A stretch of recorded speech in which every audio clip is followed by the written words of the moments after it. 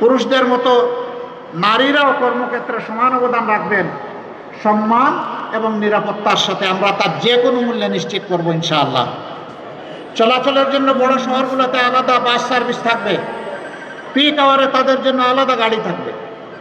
পুরুষদের অসুবিধা নাই, মাইলের পর মাইল হাঁটবে, বাইক চালাবে, বাইসাইকেলে আসবে, পাবলিক ট্রান্সপোর্টে উঠবে, ঠেলাঠেলি করে, সমস্যা নাই।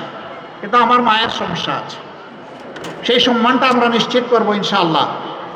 কর্মক্ষেত্রে মায়েদের জন্য সেখানে বেবি কর্নার থাকবে, ব্রেস্ট ফিডিং কর্নার থাকবে, ডে কেয়ার থাকবে। এই সব ব্যবস্থাও নিশ্চিত করা হবে। পর্যাপ্ত পরিমাণে একটা সংখ্যা যদি সেখানে মায়েদের অবস্থান থাকে, একেবারে কম হলে করাটা কঠিন হবে। পর্যায়ক্রমে সব ইনশাআল্লাহ আমরা করব। আমরা বলেছিলাম যে সমস্ত মায়েরা সন্তান পুষেন তাদের জন্য আমরা 5 ঘন্টা কর্মঘণ্টা করতে চাই। কিছু লোক হই রই রই শুরু করে দিল। 5 ঘন্টা করলে তারা তো আর মানুষ তাদেরকে কর্মক্ষেত্রে নেবে না। আমাদের কথাগুলো না শুনেই চিৎকার শুরু করে দিল, লাফালাফি শুরু করে দিল। আমরা কি বলেছি তারা বোঝারও চেষ্টা করে নাই। আমরা বলেছি বহু মা সন্তান লালন পালন করতে গিয়ে চাকরিটাই ছেড়ে দেন, এরপরে সেই চাকরিতে আর ফিরে যেতে পারেন না।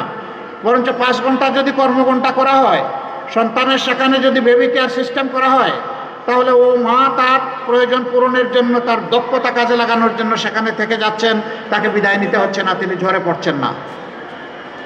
আমরা বলেছি এই যে গ্যাপ হবে, এই গ্যাপের দায়িত্ব রাষ্ট্রকে নিতে হবে। মারাই তো রাষ্ট্রের বুনিয়াদ, তাদেরকে বাদ দিয়ে তো কোনো কিছু কল্পনাই করা যাবে না। যারা সন্তানও আপনার মতো আমার মতো সন্তানকে বড় করলেন, আবার কর্মঘণ্টা ওই সময় কঠিন সময় 8 ঘন্টা আপনার মতো আমার মতো করতে হবে, এটাকে অবিচার নয়? আমরা কথা দিয়েছি সমাজে সুবিচার কায়েম করব, সুবিচারের দাবি ইনশাল্লাহ আমরা পূরণ করব। কোনো মা তার কর্ম থেকে ড্রপ হয়ে আসবেন না, কর্মের সাথে লেগে থাকবেন যদি তিনি চান। তবে হ্যাঁ, কেউ যদি মনে করেন যে না আমি 5 ঘন্টা নয় 8 ঘন্টাই করব, শি উইল বি অ্যাপ্রিসিয়েটেড, তাকে অভিনন্দন জানানো হবে, কোনো সমস্যা নাই, আমরা বাধ্য করব না। সম্মানিত মা ও বোনেরা, এটা কি শুধু মুসলমান মায়েদের জন্য? Of course not.